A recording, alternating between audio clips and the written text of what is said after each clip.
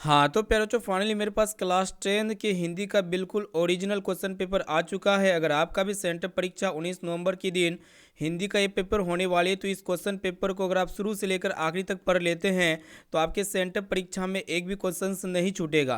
प्यारे बच्चों, देख सकते हैं सेम टू सेम आपका क्वेश्चन पेपर रहेगा। यहाँ पे सेट कोड ए रहेंगे और यहाँ पे सब्जेक्ट कोड जो रहेंगे प्यारे बच्चों 101 रहेंगे हिंदी में।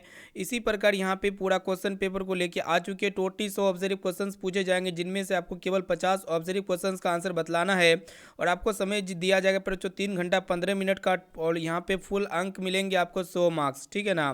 तो यहाँ पे सारा निर्देशांक को पढ़ लीजिएगा प्यारे बच्चों। अब आइए बाबू देखिए यहाँ पे नेक्स्ट क्वेश्चन। यहाँ पे सबसे पहले नंबर प्रश्न से क्लास को स्टार्ट करते हैं। तो बाबू देखा जाए तो आज का फर्स्ट प्रश्न आपके एग्जाम में आया हुआ है। काफ़ी सिंपल सिंपल क्वेश्चन आया हुआ है प्यारे बच्चों। देखिएगा क्या कराएगी, आपको बताना है कि शेखर एक जीवनी उपन्यास किसकी किसकी रचना है। तो प्यारे बच्चों ये जो है ना अज्ञे जी की रचना है, जो कि यहाँ पे ऑप्शन नंबर बी में आपका दिया हुआ है। बी वाला ऑप्शन इसका करेक्ट आंसर हो जाएगा। अब देखिए प्यारे बच्चों, दूसरा नंबर प्रश्न आपके एग्जाम में पूछा गया। आपको बताना है कि एक वृक्ष की हत्या शीर्षक कविता कुंवर नारायण के किस संकलन से ली गई है। तो इन दिनों से ली गई है प्यारे बच्चों। ऑप्शन नंबर सी जो है ना इसका राइट आंसर हो जाएगा। अब आइए बाबू देखिए यहाँ पे नेक्स्ट क्वेश्चन। अगला प्रश्न आपके एग्जाम में आया वो आपको बताना है कि कवि वीरेंद्र डगवाल के अनुसार जीवन में महत्वपूर्ण क्या है प्यारे बच्चों। तो यहाँ पे 3 का जो सही उत्तर हो जाएगा संघर्ष हो जाएगा, जो कि ऑप्शन नंबर डी इसका करेक्ट आंसर हो जाएगा। देखिए यहाँ पे नेक्स्ट क्वेश्चन आपको बताना है कि बीजाक्षर शीर्षक काव्य संकलन किसकी रचना है। तो प्यारे बच्चों ये जो है ना अनामिका की रचना है, जो कि यहाँ पे ए ऑप्शन में दिया हुआ ए वाला विकल्प इसका करेक्ट उत्तर हो जाएगा। अब आइए बाबू देखिए यहाँ पे नेक्स्ट क्वेश्चन। 5वां नंबर प्रश्न आपके एग्जाम में पूछा गया। बहुत ही सिंपल सिंपल क्वेश्चन आया हुआ पैरोचो। देखिएगा क्या कराएगी, कवि जीवनानंद दास का जन्म कब हुआ था पैरोचो। तो इनका जन्म 1899 में हुआ था, यानी कि यहाँ पे बी वाला ऑप्शन इसका करेक्ट आंसर हो जाएगा।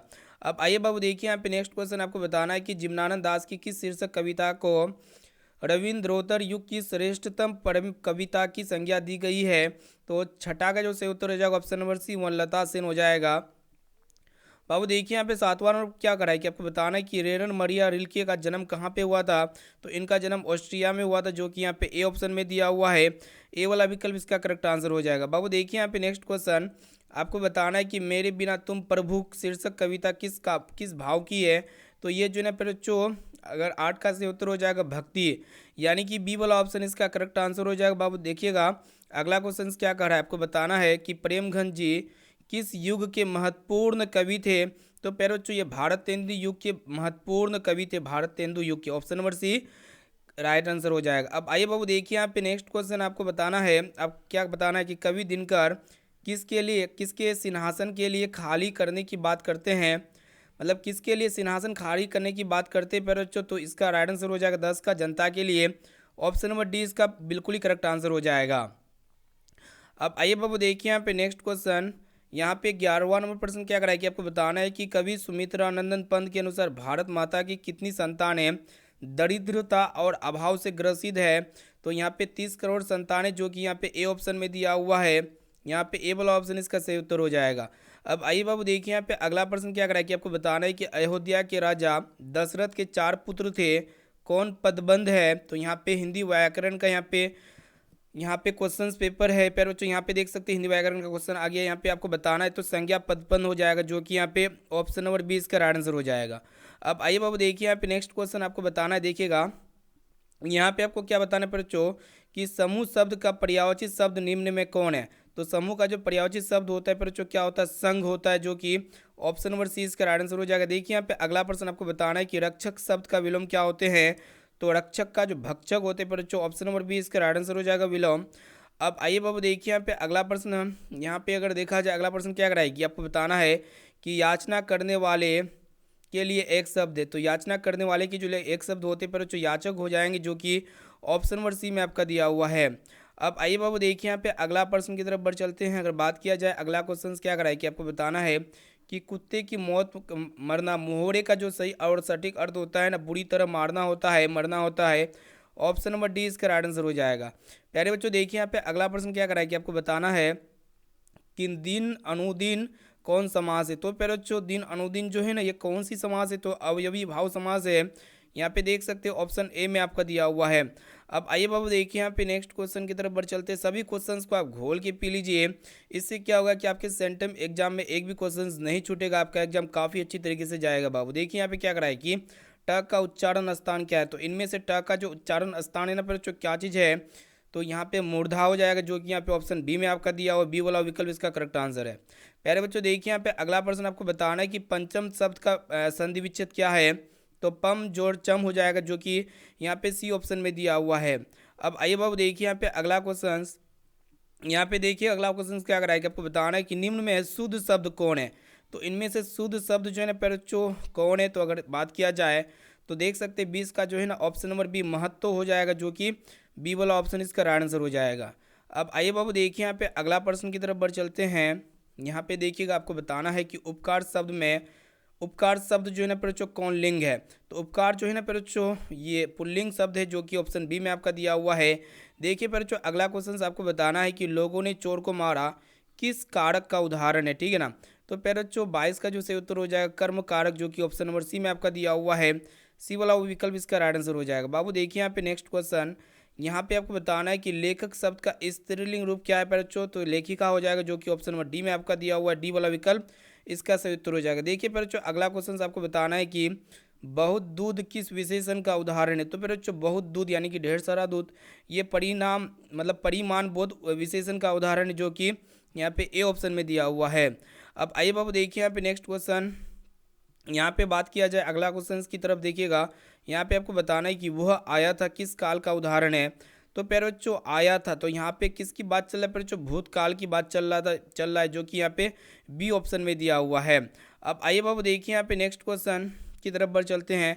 यहाँ पे आपको बताना है कि व्युत्पत्ति की दृष्टि से शब्द के कितने भेद होते हैं, तो प्यारे बच्चों व्युत्पत्ति की दृष्टि से शब्द की जो है ना 3 भेद होते हैं, जो कि यहाँ पे 26 का ऑप्शन नंबर बी इसका सही उत्तर हो जाएगा।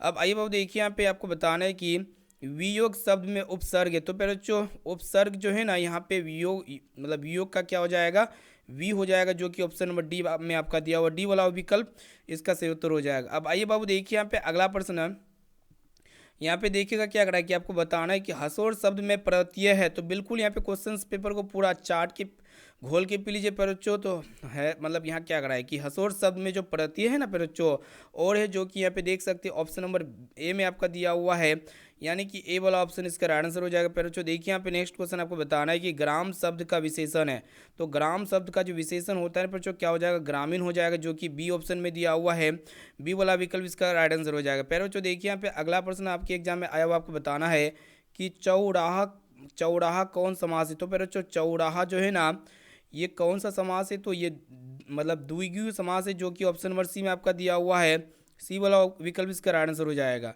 अब आइए बाबू देखिए यहाँ पे नेक्स्ट क्वेश्चन, यहाँ पे क्या कराए कि आपको बताना है कि आ हर्ष ई दुर्घई है, तो बच्चों ये जो है ना दीर्घ स्वर है, जो कि यहाँ पे ए ऑप्शन में दिया हुआ है, ए वाला ऑप्शन इसका राइट आंसर हो जाएगा। बाबू यहाँ पे आपको बताना है कि फ का उच्चारण स्थान क्या है, तो फ का जो उच्चारण स्थान है ना बच्चों 32 का जो सही और सटीक आंसर हो जाएगा ओस्ट हो जाएगा, जो कि ऑप्शन बी में आपका दिया हुआ है, ठीक है ना। सभी क्वेश्चंस को आप क्या कीजिएगा बाबू घोल के पी लीजिएगा ना।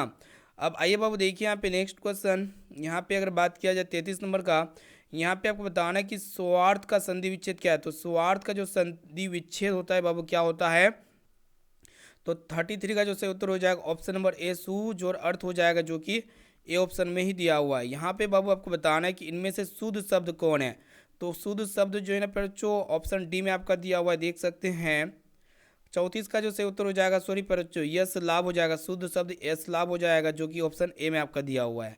अब आइए बाबू देखिए यहाँ पे नेक्स्ट क्वेश्चन, यहाँ पे आपको बताना है कि सिपाही विद्रोह शब्द कौन संज्ञा है, तो 35 का जो सही उत्तर हो जाएगा ऑप्शन नंबर डी, जो कि समूहवाचक हो जाएगा बच्चों, option number D is right answer.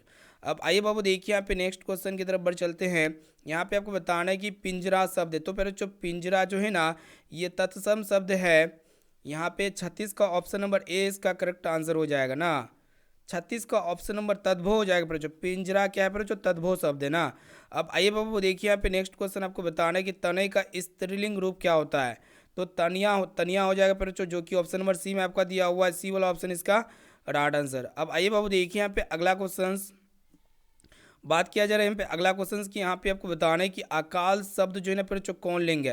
तो अकाल शब्द जो मतलब स्त्रीलिंग है पुल्लिंग है, तो आप बोलेंगे इसका जो सही उत्तर हो जाएगा फिर जो पुल्लिंग हो जाएगा, जो कि ऑप्शन बी में आपका दिया हुआ है। आप कोशिश कर सकते हैं कि क्वेश्चन का आंसर बतलाने का। अब आइए बाबू देखिए यहाँ पे नेक्स्ट क्वेश्चन आपको बताना है कि को के लिए किस कारक का विभक्ति चिन्ह है। तो इसके लिए जो विभक्ति चिन्ह करता है अधिकरण, संप्रदान या फिर करण। तो पैरोचो इसका जो सही उत्तर हो जाएगा मतलब 39 का संप्रदान हो जाएगा, जो कि ऑप्शन सी में आपका दिया हुआ है। अब आइए बाबू देखिए यहाँ पे नेक्स्ट क्वेश्चन क्या कराए कि यहाँ पे आपको बताना है कि शिकारी ने बाघ मारा किस कारक का उदाहरण है पैरोचो। तो 40 का जो सही उत्तर हो जाएगा ऑप्शन नंबर डी हो जाएगा, कर्म कारक का उदाहरण है। यहाँ पे देखिएगा पैरोचो अगला प्रश्न यहाँ पे क्या कराए कि आपको बताना है कि उस घर के कोने में बैठा हुआ आदमी जासूस है किस पदबंध का उदाहरण है। तो पैरोचो ऑप्शन नंबर ए में आपका दिया हुआ मतलब संज्ञा पदबंध का उदाहरण है ना जी। अब आइए बाबू देखिए यहाँ पे नेक्स्ट क्वेश्चन, यहाँ पे क्या करा है कि आपको बताना है कि जो लड़के अच्छे होते हैं वे परिश्रमी होते हैं किस वाक्य का उदाहरण है। तो फिर बच्चों ये मिश्र वाक्य का उदाहरण है, ऑप्शन नंबर ए इसका राइट आंसर हो जाएगा। पहले बच्चों देखिए यहाँ पे नेक्स्ट क्वेश्चन आपको बताना है कि आंखें चार होना मुहावरे का सही अर्थ क्या होता है। फिर बच्चों तो आमने सामने होना होता है, जो कि 43 का ऑप्शन नंबर बी बिल्कुल ही करेक्ट आंसर हो जाएगा। अब आइए बाबा सभी क्वेश्चंस को अच्छी तरीके से याद करते हुए चलिए, पर जो एक भी क्वेश्चंस को स्किप वगैरह नहीं करना है। यहाँ पे आपको बताना है कि समान एक ही उदर से जन्म लेने वाले के लिए एक शब्द क्या होते हैं पर बच्चों। तो 44 का जो सही उत्तर हो जाएगा सहोदर हो जाएगा, जो कि ऑप्शन सी में आपका दिया हुआ है। अब आइए बाबू देखिए यहाँ पे नेक्स्ट क्वेश्चन आपको बताना है, देखिएगा अगला प्रश्न क्या कराए कि ये वीर शब्द का विलोम क्या होते हैं। तो फिर जो कायर होते वीर का विलोम शब्द, जो कि ऑप्शन डी में आपका दिया हुआ है। अब आइए बाबू देखिए यहाँ पे आपको बताना है कि घर वालों के रहते एक अच्छी साड़ी नसीब नहीं हुई, तो ऐसा किसने कहता है बच्चों। तो मगम्मा जी कहती है, ऑप्शन नंबर ए इसका राइट आंसर हो जाएगा। अब आइए बाबू देखिए यहाँ पे आपको बताना है कि घर पर दो लड़कियों और साल भर के लड़कों को लेकर कौन अकेली है। तो यहाँ पे लक्ष्मी अकेली है, ऑप्शन नंबर बी इसका राइट आंसर हो जाएगा। प्यारे बच्चों देखिए यहाँ पे नेक्स्ट क्वेश्चन की तरफ बढ़ चलते हैं। यहाँ पे आपको बताना है कि माँ को कितनी पुत्रियाँ थी। तो माँ की जो है ना प्यारे बच्चों 3 पुत्रियाँ थी, जो कि यहाँ पे माँ की 2 पुत्रियाँ थी प्यारे बच्चों, ऑप्शन नंबर सी इसका करेक्ट आंसर हो जाएगा। अब आइए बाबू देखिए यहाँ पे नेक्स्ट क्वेश्चन की तरफ बढ़ चलते हैं। यह बात अच्छी नहीं लगती है कि माँ महीने भर इधर उधर लुढ़कती है, ये किसने कहा। तो प्यारे बच्चों ये जो है ना कैलाश जी ने कहा था, जो कि ऑप्शन डी में आपका दिया हुआ है। अब आइए बाबू देखिए यहाँ पे नेक्स्ट क्वेश्चन क्या कराए कि भर आई आंखें पोंछकर किसने आकाश की ओर देखा। तो सीता ने देखा, तो ऑप्शन नंबर ए इसका राइट आंसर हो जाएगा। तो यहाँ पे टोटली 1 से 50 तक ऑब्जेक्टिव क्वेश्चंस का ही जवाब देना था, इसलिए यहाँ पे 1 से 50 तक ही हम आपको बताए। पर बच्चों सभी क्वेश्चंस को याद कर लीजिए। अगर आपको जो क्वेश्चंस याद नहीं है तो उसको लिख लीजिए, पर बच्चों सभी क्वेश्चंस का आंसर लिख लीजिए, आप फायदे में रहेंगे एग्जाम से पहले, ठीक है ना। तो क्लास को अपने दोस्तों से जरूर शेयर कीजिए। तो फिर बच्चों फिर मिलेंगे नेक्स्ट वीडियो में। थैंक यू अगले पेपर के साथ।